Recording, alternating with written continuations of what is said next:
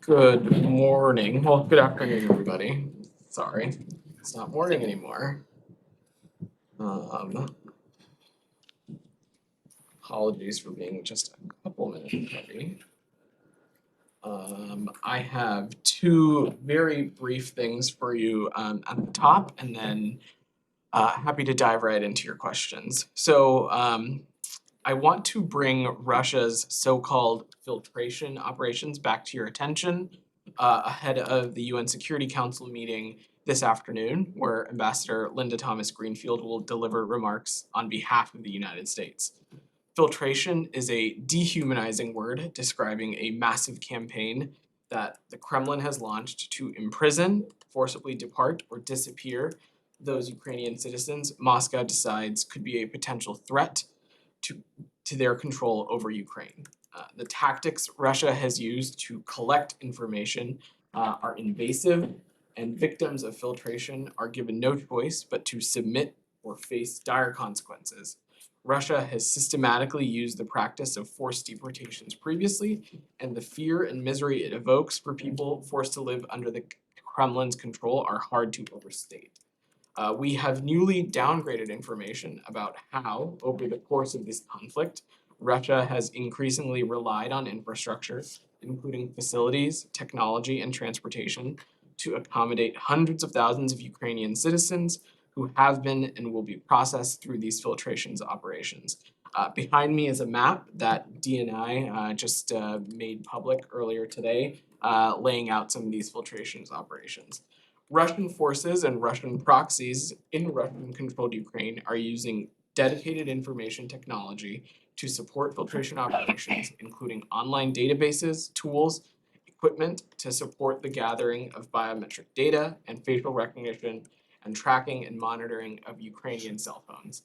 The United States has information that officials from Russia's presidential administration are overseeing and coordinating filtration operations. We are further aware that the Russian presidential administration officials are providing lists of Ukrainians to be targeted for filtration and receiving reports on the scope and progress of operations. We assess that the Kremlin views filtration operations as crucial to their efforts to annex areas of Ukraine under their control, and we demand that Russia halt its filtration operations immediately and allow the UN independent observers and humanitarian and human rights organizations access to these filtration sites. And we call on the global community to join us in condemning this practice and calling for humanitarian access to be granted. One last thing, I know a few of you asked yesterday about Special Envoy Hammer's travel to Ethiopia, so just wanted to offer a brief update for you all on that. The U.S. continues to be deeply concerned about renewed fighting in Ethiopia. Special Envoy for the Horn of Africa, Mike Hammer, met in Addis Ababa September 5th through 6th with Deputy Prime Minister, with the Foreign Minister, and the National Security Advisor to discuss the urgency of immediate cessation of hostilities and going to peace talks under the African Union's auspices. Special Envoy Hammer delivered the same message to the TPLF chairman, and we have condemned the TPLF offensive outside of Tigray, the Ethiopian government's airstrikes and ground offensive, and Eritrea's re-entry into the conflict.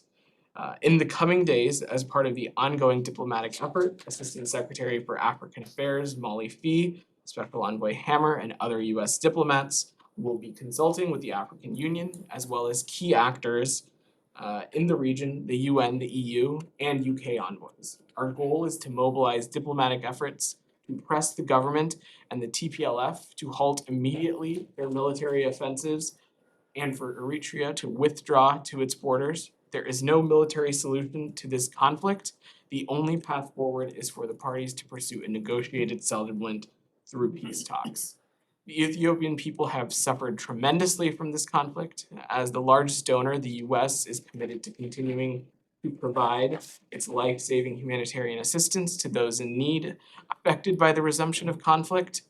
It is important to note that we remain concerned by the negative impact of conflict and drought in other regions of Ethiopia. Let me restate again that the U.S. commitment to Ethiopia's unity, sovereignty, and territorial integrity and our conviction that only through a lasting peace will the Ethiopian people have an opportunity to achieve the prosperity they desire and deserve. So with that, I'm happy to take your questions. Daphne, if you want to start. Thank you. If I could start with the grain deal, is the State Department concerned about Putin's comments saying he wanted to discuss the grain deal being reopened and accusing the West of deception? And I have a follow-up as well. Sure.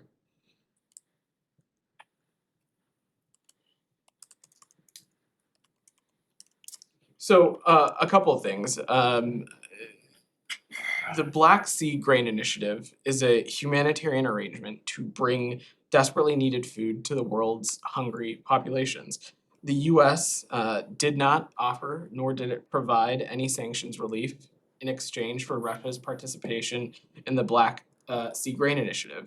As a matter of fact, U.S. sanctions have always had clear exemptions for food and fertilizer, and our sanctions have never targeted humanitarian assistance. We want to see food and fertilizer reach global markets, and Russia must continue to live up to its commitments to the Black Grain Sea Initiative. And some of these other allegations that we've seen that global food prices are rising just aren't the case. In fact, global food prices have fallen as a result of the Black Sea port arrangement. Additionally, I believe there were allegations that that grain was not going to countries that needed it. That simply is not the case either. Because of this arrangement, grain has been able to reach global markets and gone to countries that need it desperately.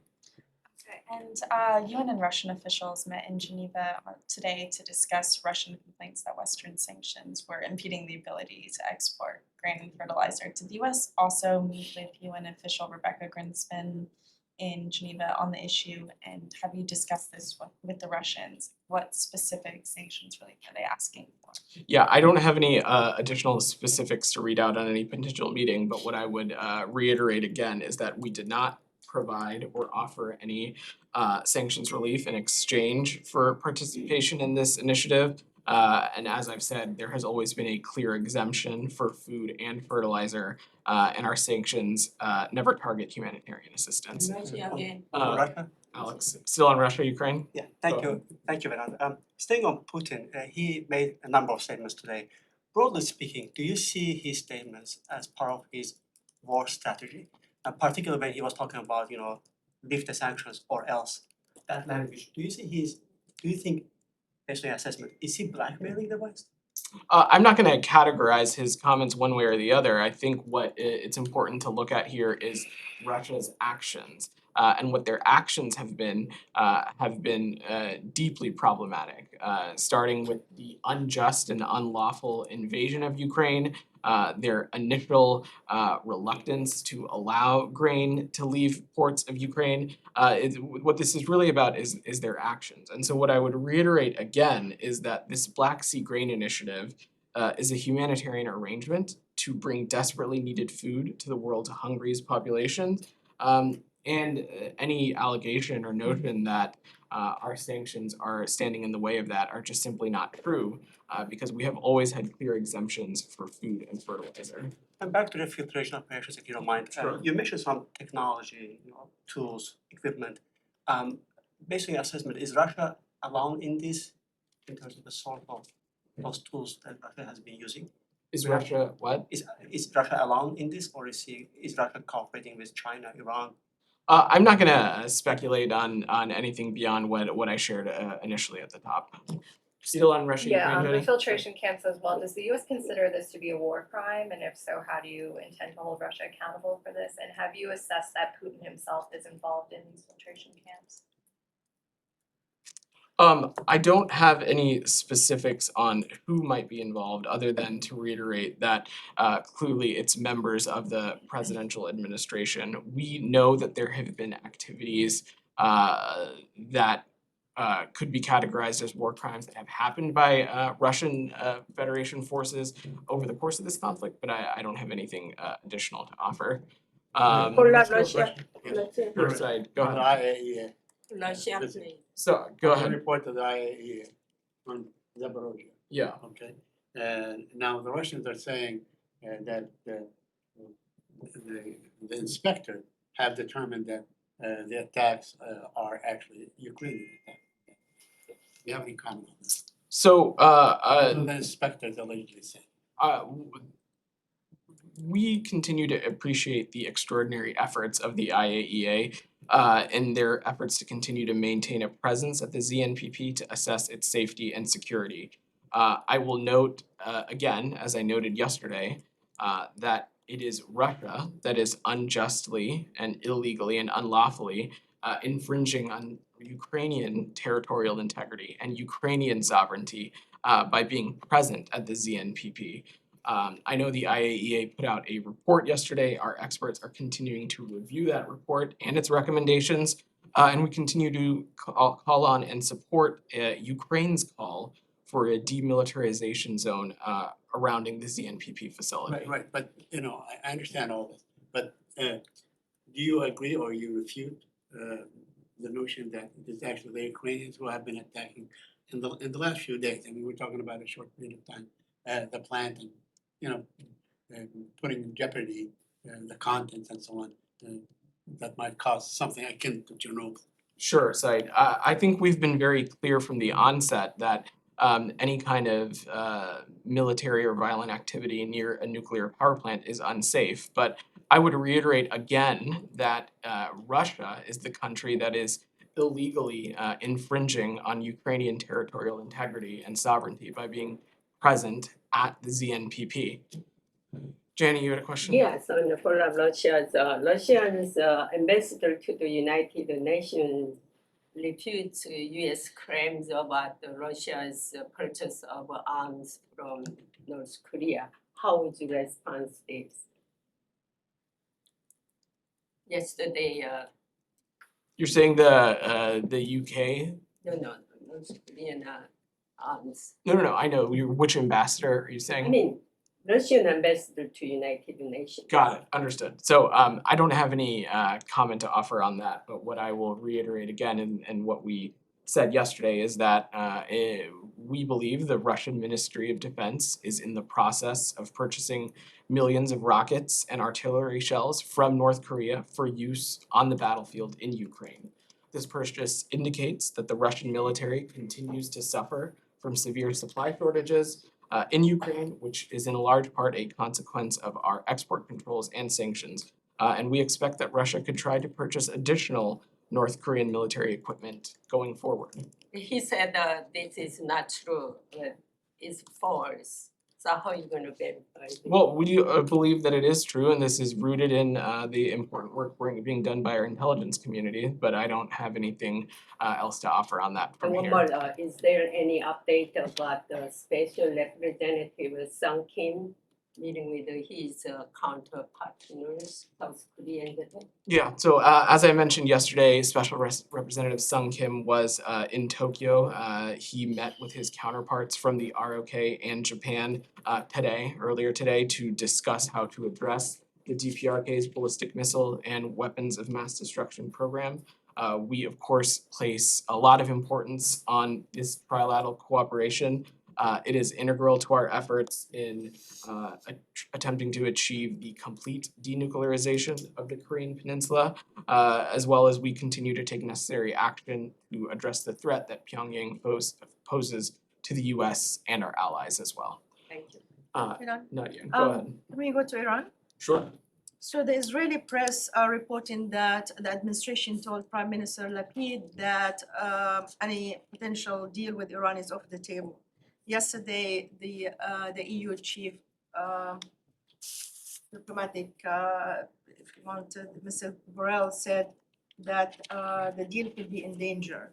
So where are we? Are you still confident that we are actually on track for any potential return to the 2015 deal? Are you still optimistic like you've been talking about the last few days? Sure. So this obviously is a negotiation, and it's a very complex set of circumstances, and we're continuing to work through that process. On your question about President Biden's call with the Israeli Prime Minister, I'd refer you to the White House's readout of that call. In general, we don't get into specifics beyond that, but as we've said, part of this diplomatic process is regular engagement with our allies and partners, including our allies in Israel. And as we've said before, late last week, Iran's response did not put us in a position to close a deal. We continue to work through that process. We're reviewing Iran's response, and we hope to have an update soon. But this is something that we're going to continue to pursue because we continue to believe and affirm that a mutual return to compliance of the JCPOA continues to be not only in the national security interest of this country, it's an important step to contain Iran's nuclear program, and it's an important step for regional stability as well. So you're saying it's wrong to conclude that the deal is off? As I said, this is an extraordinary complex set of issues. It is unfortunate that Iran's response to us took us backwards. And we, of course, are not going to conclude a deal that is not in U.S. national security interest. But this is something that we're continuing to pursue. We are studying Iran's response. We're coordinating with our E3 allies, and we're continuing to go through this process. Does Israel have a veto power over the deal, whether it goes or does not go? Because that is really the essence of the story. Do they have a veto power over whether this deal or returning to the deal see the day of light or it doesn't? Well, like I said, Said, engaging with our allies and partners on a mutual return to compliance to the JCPOA continues to be a key component of this, and that, of course, includes engaging with our Israeli partners. But like I said, I'm not going to get into the specifics of the negotiations from here. We continue to believe that a mutual return to compliance of the JCPOA is not just in the national security interest of this country, but it continues to offer important non-proliferative benefits that will contain Iran's nuclear program. So just to be clear on that, I'm sorry, just one follow-up. Go ahead. Sure. Sorry. Does the Israeli election slated for next month play a factor whether the deal is gone back to now or thereafter? I think there's really only one ultimate end goal of this deal, Saeed, and that is to ensure that Iran never gets a nuclear weapon, and that continues to be our vision forward, and the reason why we continue to pursue this, because we believe that a mutual return to compliance will help us get there. It will put restraints on Iran's nuclear program, and it's an important step for regional stability and in the national security interest of the United States. Leon? Just to be clear, so you believe the negotiations are worth continuing? You want this deal, the return to the JCPOA, notwithstanding the IAEA report saying that they can't guarantee it's a peaceful program, with cyber attack in Albania, which Albania and the U.S. is accusing Iran of having planned. Notwithstanding all that and all the back and forth and saying their response is not constructive, you are adamant in saying we want this deal and we'll continue to negotiate with Iran. So let me widen the aperture a little bit here for you. We have never sought to insinuate that a mutual return to compliance of the JCPOA will address every single activity that we find problematic that Iran undertakes, that it will address every single one of those. But what we do know is that an Iran with a nuclear weapon makes all of these problems a lot worse. And that is why we continue to believe that a mutual return to compliance of the JCPOA will put restraints on Iran's nuclear program. It is in the best national security interest of this country, and it will offer steps towards regional stability as well. But I will also note that President Biden and this administration are not going to re-enter a deal that is not in the national security interest of the United States. But also it's important to note that this is an extraordinarily complex set of issues. We're continuing to study the response, work closely with our allies and partners, including our E3 partners. It is, as I said, unfortunate that Iran's step took us backwards, but we're continuing to work through this process. Anything else on JCPOA? Go ahead. Can you just comment more specifically on the IAEA report today about Iran having moved closer to having more of this enriched uranium to near weapons grade? Is that not a Is that another red line in the US yet? So we continue to seek a full implementation of the JCPOA precisely because of Iran's nuclear activities, like the ones that you described. And under a JCPOA, Iran's nuclear activities would be strictly limited and fully monitored by the IAEA. As you said, and as the IAEA report indicated, Iran now has a substantial amount of highly enriched uranium which it has no credible civilian use. But in a mutual return to full implementation of the JCPOA, Iran would need to get rid of all of its enriched uranium stockpile, aside from the limits that were laid out in the JCPOA. Still on Iran? Yes. Another topic. Go ahead. Has any State Department official met with Mossad chief? I don't have any meetings to preview or read out. Can I change topics? Anything else on Iran before we change topics? Okay, Said. On the Then we're gonna Palestinian- work the room a little bit. We got a Right, couple just questions. very quick Sure. question on the Palestinian issue. I want to ask you about where you began actually, about filtration and so on. Sure. You began by citing how Russia is filtration. You know, you could be talking about the Palestinians. That's what Israel has been doing for decades. In fact, it was legislated in law only a few days ago. And, you know, you expressed your concern yesterday about, you know, what the Palestinians have to go through and so on. But beyond that, there's been no scolding in the kind of language that you use, that you live on. You know, will the United States ever show the kind of strong language towards what is happening to the Palestinians, similar to that that we see happening elsewhere, like in Russia? Well, Said, we engage in serious diplomatic conversations with all of our allies and partners. Sometimes that's on issues that we disagree with or continue to have to work through. Sometimes those conversations remain private. But as I said yesterday on the topic that you mentioned, and Ambassador Nides, our ambassador in Israel, spoke about this over the weekend. Since February, the department, including through channels at our embassy in Jerusalem and at the Office of Palestinian Affairs, have engaged with the Israeli government on this, and we're going to continue to do so moving forward.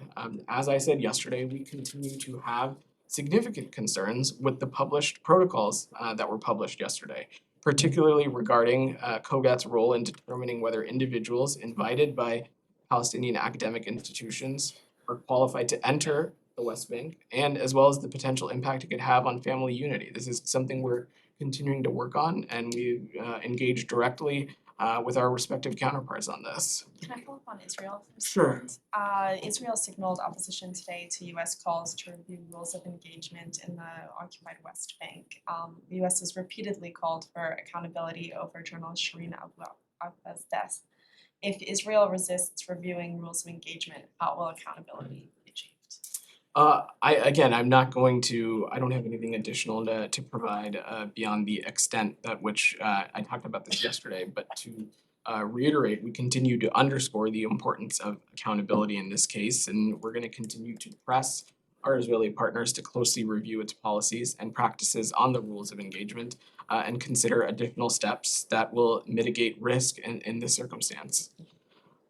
Anything else before we shift away to different topics? Why don't we go back to Jenny? Right, thanks, Vedant. Yesterday, the Washington Post reported that a document about a country's nuclear defense information was recovered from Mar-a-Lago.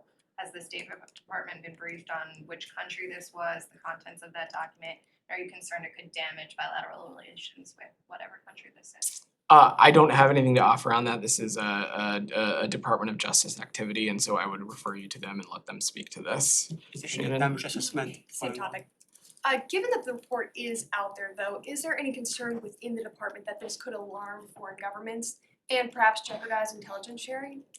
I think, again, I'm not going to speak to the Department of Justice activity directly. I will let my colleagues speak at the DOJ to speak to that. But what I will note is that in countries where we have bilateral relationships, we have open lines of communication where we engage with them directly on a variety of issues. And those communication channels are open and we continue to work closely, but I don't have any specifics to Do you have any plans to engage those channels on this topic?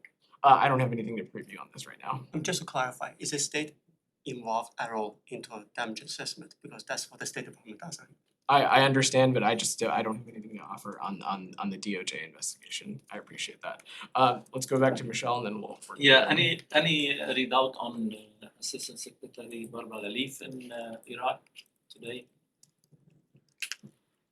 I do have an update for you on that.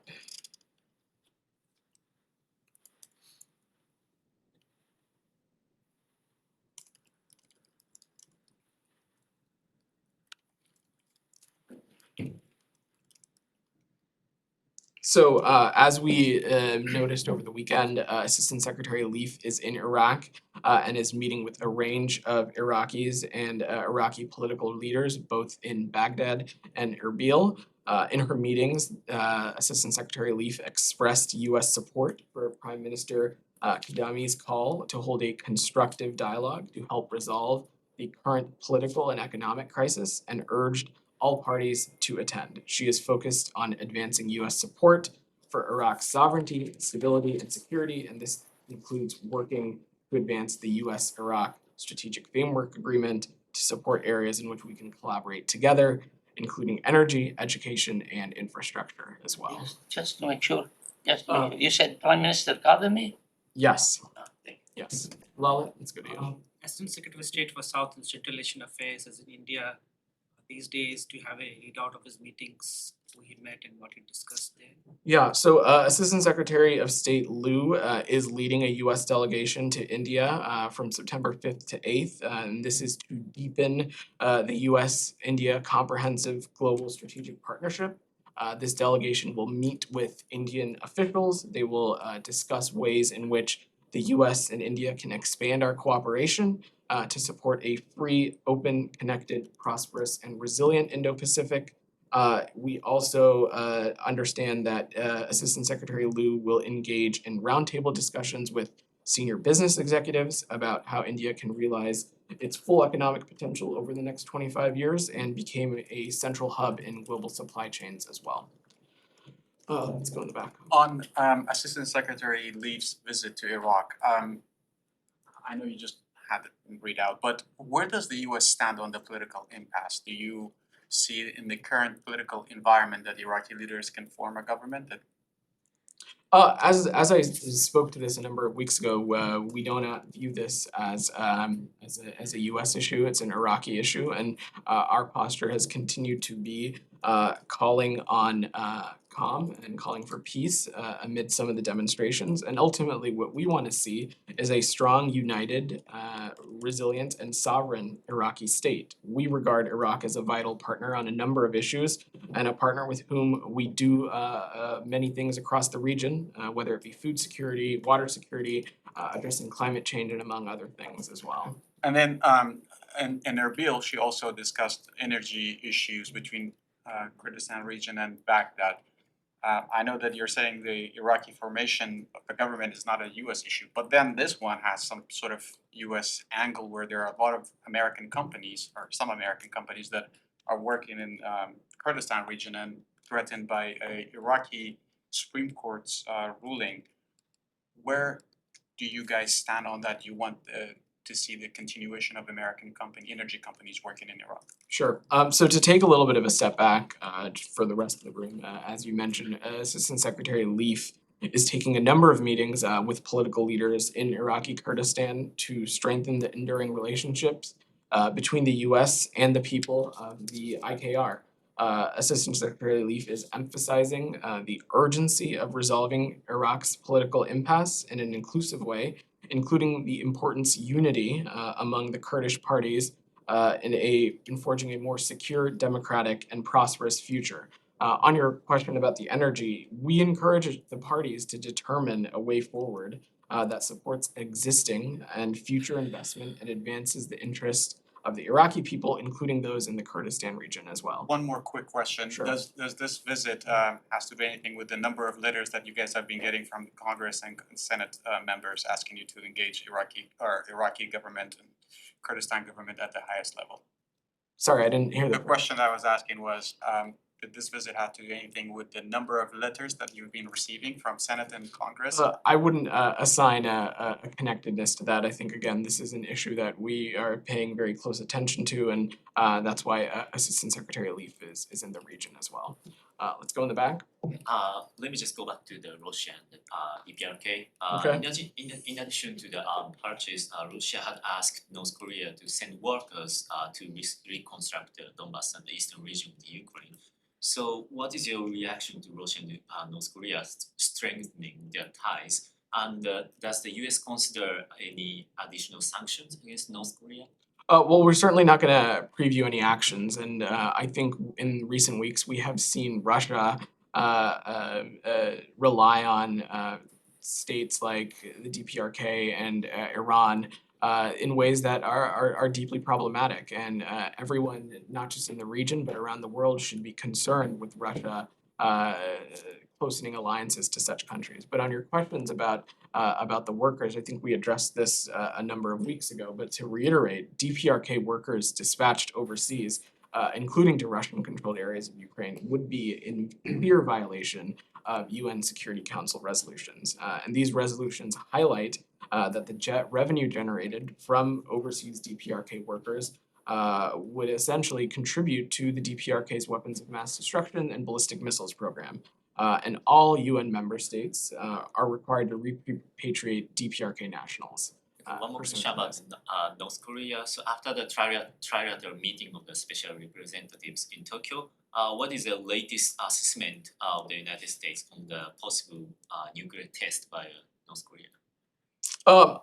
Again, our goal remains towards the complete denuclearization of the Korean Peninsula. We harbor no hostilities or no hostile intent towards the DPRK, and our policy has called for a calibrated, practical approach that will explore diplomacy. Michelle, and then we'll go to Nadia. On Lebanon, the presidential elections there should happen between now and the end of October. So far, no reforms and no new government after the elections, and the parliament doesn't look ready to elect a new president. What is the US view on this? Sure. So this is for the Lebanese people to decide who is in their government. And we call on Lebanon's leaders to hold a free and fair presidential elections in a timely manner, in a way that is in accordance with the Lebanese constitution. We want to see a government in Lebanon that is capable of restoring the trust of its own people and committed to implementing the political and economic reforms needed to effect meaningful change, promote good governance, and rescue Lebanon's economy as well. Nadia. My two questions also on Lebanon.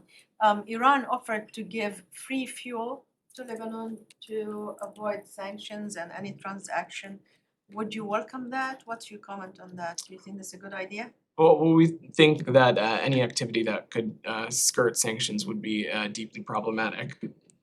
Okay, and also on the port, Lebanon seems to appoint another judge to investigate. The previous judge was kind of backed by the US. Do you think is this something that you welcome to have a new judge to investigate the port explosion?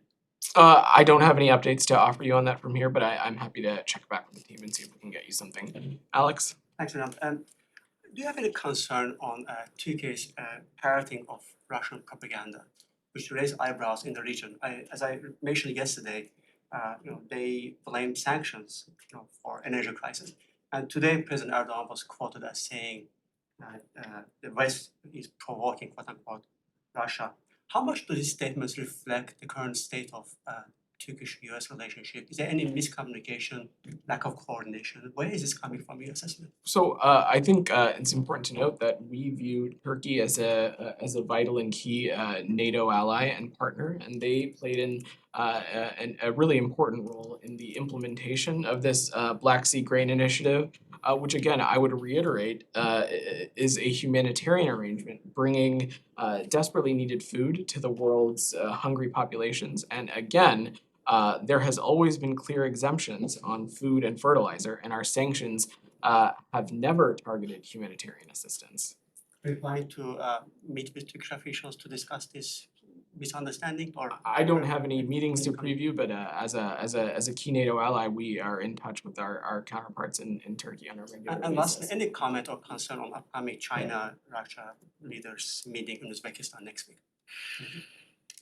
Sure. So I'm not going to speak to reported meetings between other countries, but we've made clear our concerns about the depth of the PRC's alignment and ties with Russia, even as Russia prosecutes a war of aggression in Ukraine. Can I ask a question on Chile? Sure. On Sunday, there was a referendum on a new constitution, and Chileans overwhelmingly rejected, a left-leaning constitution.